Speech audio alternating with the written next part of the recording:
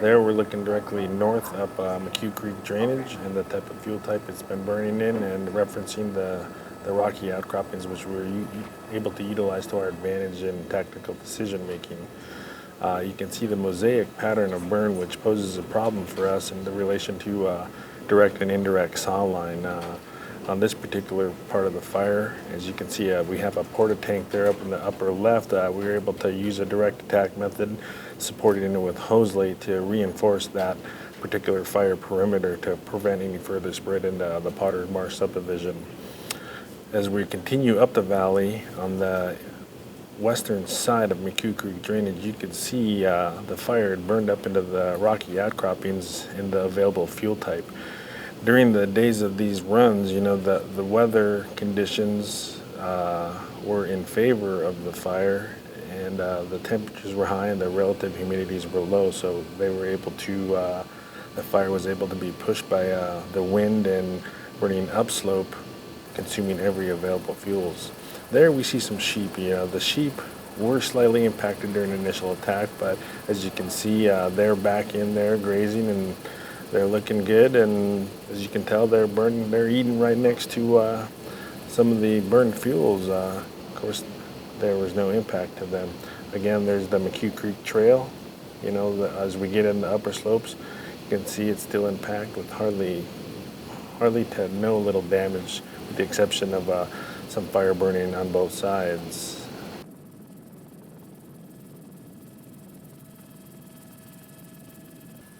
There again, we can see the fire's upslope runs, burning available fuels until we run into some of the natural rock barriers.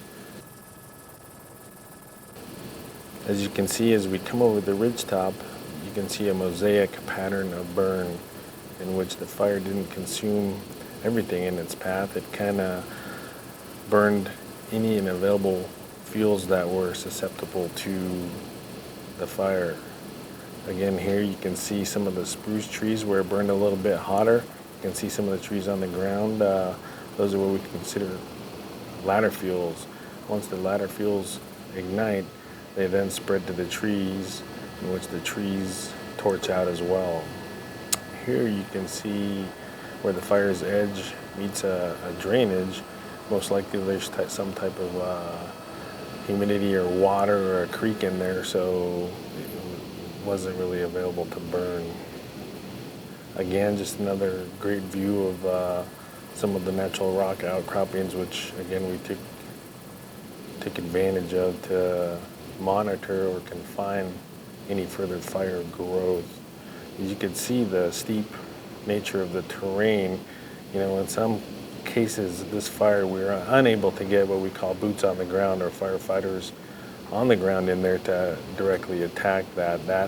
That decision was basically made due to fire behavior and the unsafe footing for firefighters. Of course, our overall objective is to bring everybody home safe.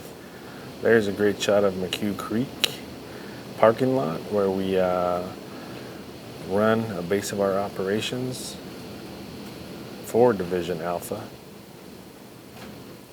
A general overview of the Seward Highway, which again, you can see some retardant lines to the right and the mosaic pattern along Turnagain Arm Trail. We were able to use Turnagain Arm Trail and the retardant drops to do a combined indirect attack method.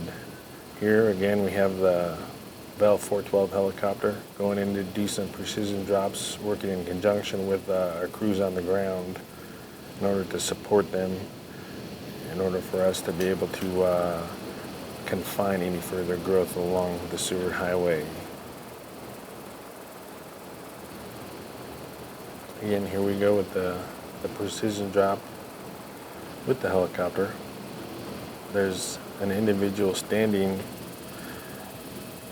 near that, doing a mirror flash or some type of flagging,